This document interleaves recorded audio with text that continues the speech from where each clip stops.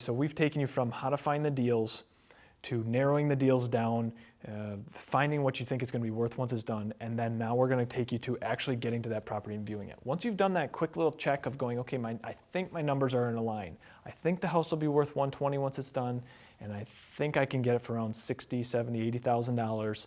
Now's the time to view the property. On this next slide, we're going to show you our typical budget that we run when we go through these flips.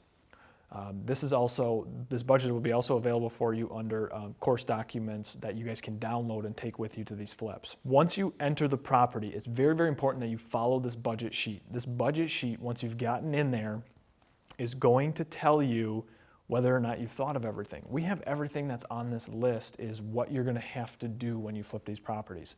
So if you go in and you skip sections 1 through 5, it's going to burn you in the end. You've got to make sure you go line by line. If it's 0 and there's no budget there, go put a 0.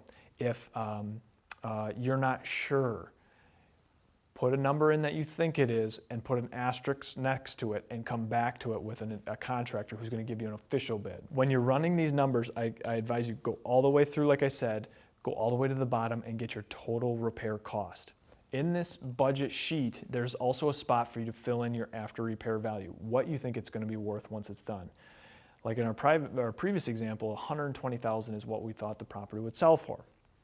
So once you've gone in and you've put in numbers for every category on this budget sheet, on the second tab, it's going to calculate what your maximum bid is based on our formula that we have used for years of making a profit in these.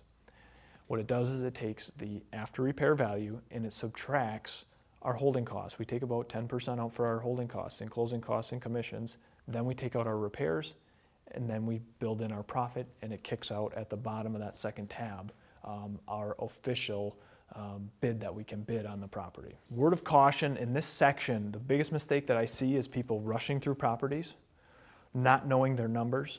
I assure you, if you're up against myself and you, I'm going to know my numbers and I'm going to know what they're going to be fixed up for. And if you aren't dialed in, it's going to be a lot harder for you to compete with us. The most important thing is after viewing this house, you have to be making a decision about whether you're going to be putting an offer in or not. And you cannot take that long. If you take 2 or 3 days to view this, and it is a really good, if it's a really good property and you take 2 or 3 days to make your decision, another investor is going to have already swooped in and taken that deal from you. Best piece of advice when viewing properties is stick to our formula.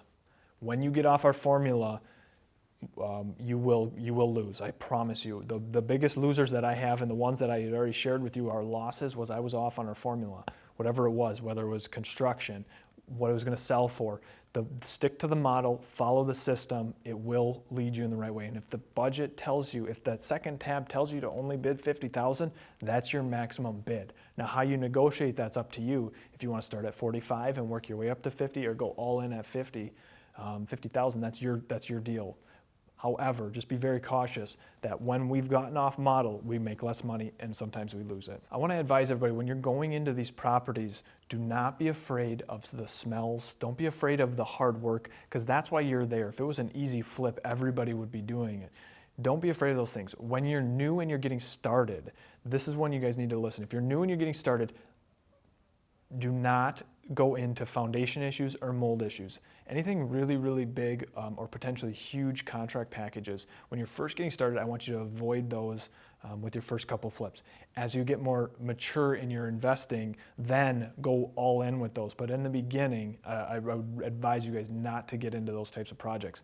Stick with the ones that need paint, carpet, maybe some trim, maybe some damaged flooring, potentially even a bad roof, get the roof replaced, but stay away from the big unforeseen issues, because a lot of our mistakes have been made in those massive foundation issues or unforeseen mold, things like that. For you beginners out there, when you're evaluating this property, when you're going into this property, and let's say this is your first flip or second flip, here's some potential concerns that you need to watch out for.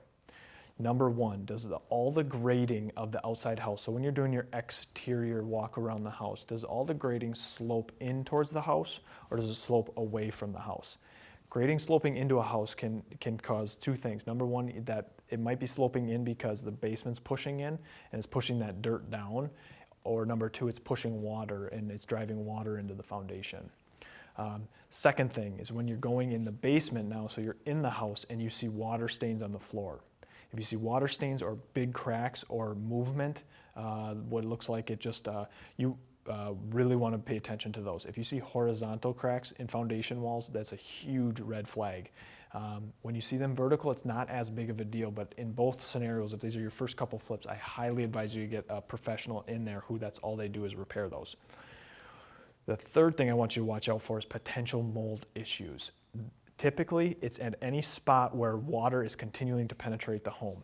Attic and basement. Those are usually typically our two spots that we see the most amount of mold. Things to look for is discoloration, water stains, potentially standing water. Why is water standing in the basement? Why is water standing in that corner of the basement?